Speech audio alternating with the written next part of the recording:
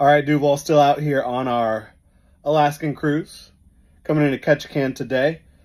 As promised on Twitter yesterday, I have a Jaguars 4-round mock draft. Now, until the Jaguars win a game, I think we're just going to keep doing these every week because it's a fun way to look ahead at the future. I'm a draft nut. The Jaguars currently have the first overall pick in the NFL draft. They're the only team without a win in 2024. So we could sit here and talk about the myriad problems they're having all day. And we have done that this week, certainly. But I think talking about the future is a fun way to kind of get your mind off of what's going on right now, right? And looking at some of these draft scenarios, situations can be fun exercise. It can also be educational for like learning about some of these prospects, looking forward to the future. So we're going to do that here today. 4-round mock draft. This is like the third mock draft we've done already. It's the first 4-round mock draft. The other 2 that we've done have been 3. And we're trying to do different things each time because at this point, it's really more about looking at potential scenarios and talking them through and thinking about them. So that's what we're going to do here today. I will preview Jaguars versus Colts. The Jaguars are 2.5 to 3-point favorites right now at home against the Colts. So it's pretty much a pick 'em, coin flip type of game there. We'll preview that tomorrow on Friday. But for right now, let's get into this mock draft. Excited to do it. We have already mocked Kelvin Banks, offensive tackle from Texas, to the Jaguars. I think that was when they were at 4 overall. Last week, we did Mason Graham, the defensive lineman from Michigan. Love both of those prospects. But my top offensive and defensive player, well, Malachi Starks is my top defensive player. But my top overall player is Travis Hunter. This guy is incredible. No, he's not the biggest, he's not the strongest, but he does play a lot more physical than you would expect for a player of his size.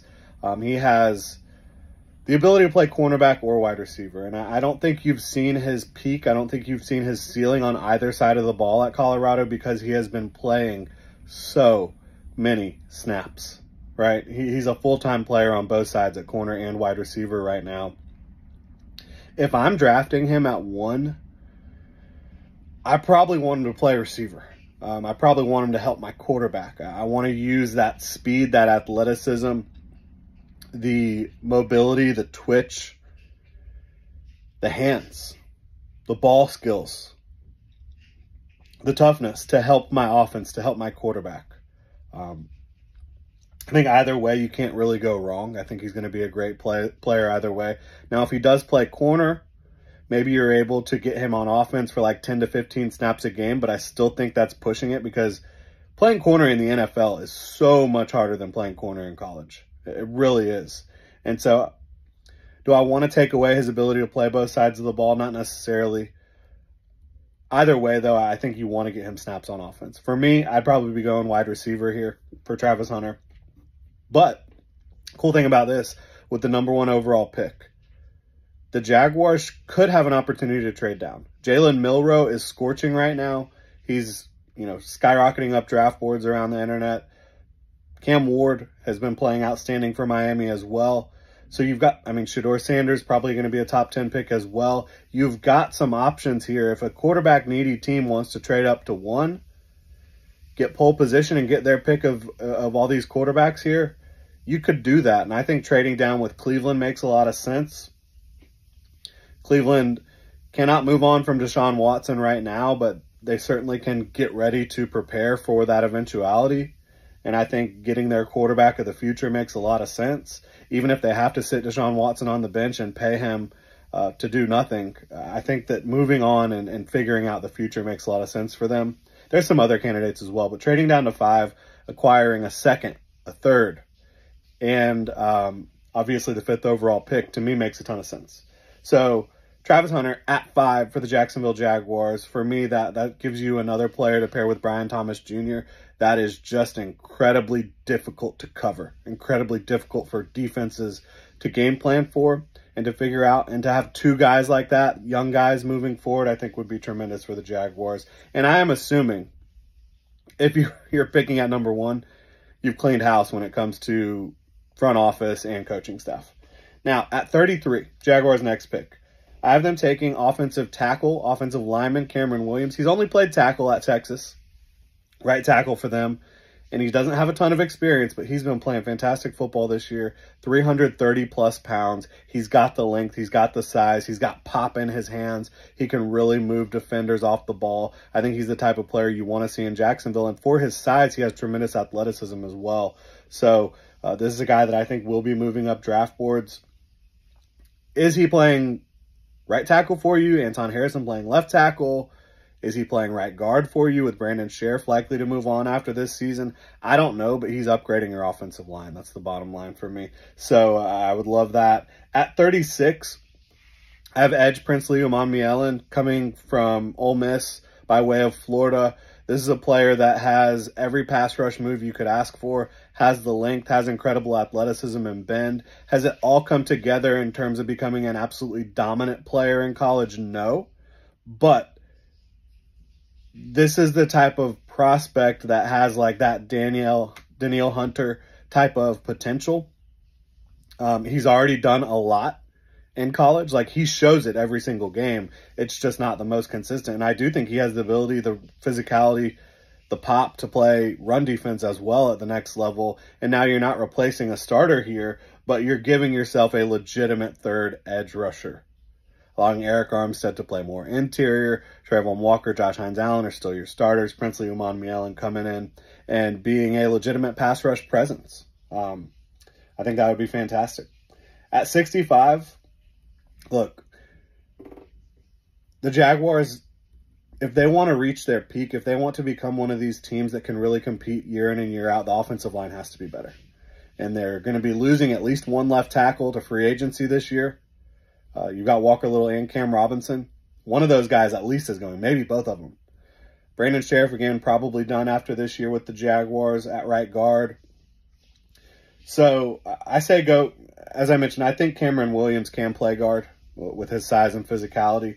I say go get yourself another tackle, and then you get your best 5 on the field. And I just think that Josh Simmons from Ohio State's a guy that probably will end up rising throughout the draft process. He's been playing great football this year. He's got the athleticism, the length, great in pass protection so far. So now you're really beefing up that front and beefing up that offensive line for Trevor Lawrence, and I think that that's going to pay dividends in the long run. At 67, this is a guy who, a little bit of a concerning health issue, blood clots this offseason, but he's been playing. He's got healthy. He's been playing. Dante Corleone, Cincinnati, one of my favorite interior run defenders in this class, a guy that can really eat up blocks, play head up over the center, take on double teams, but also really good at disrupting and creating penetration, blowing plays up in the backfield. Dante Corleone, so you've upgraded both lines of scrimmage in a big way here already and gotten that X-factor receiver to go along with Brian Thomas Jr. And then we haven't really addressed the defensive backfield, which I think is playing admirably so far without Tyson Campbell. But let's go ahead and add Jason Marshall out of Florida, defensive back who's played outside corner. He's played inside. He's played some safety. He has prototypical traits. He has played very well for Florida this year. I think that he has been in a lot of really bad situations from a coaching and talent perspective around him. But I think Jason Marshall, getting him, at the end of the 3rd round here would be fantastic at 95 overall. And a guy that, and again, could do a lot of different things for you defensively. You like guys like that. At 102, I think Andrew Makuba, a little bit smaller, safety/slot type player, another guy who can do a lot for you. And if you're losing Andre Cisco, you need guys that can cover. You need guys that can do multiple things. And so I think adding Marshall and Makuba, those are 2 players that I think could actually legitimately get on the field for you early on and make positive impacts.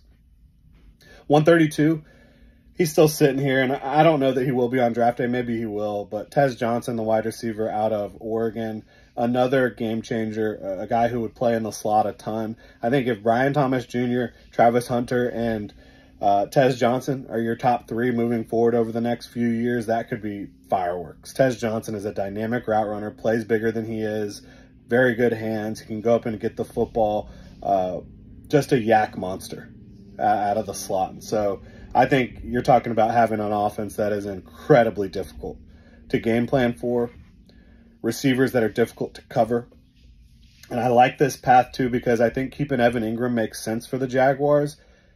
Tight ends, premium receivers at the tight end position are not paid enough. And so you can keep a guy around like that for much cheaper than you can a wide receiver.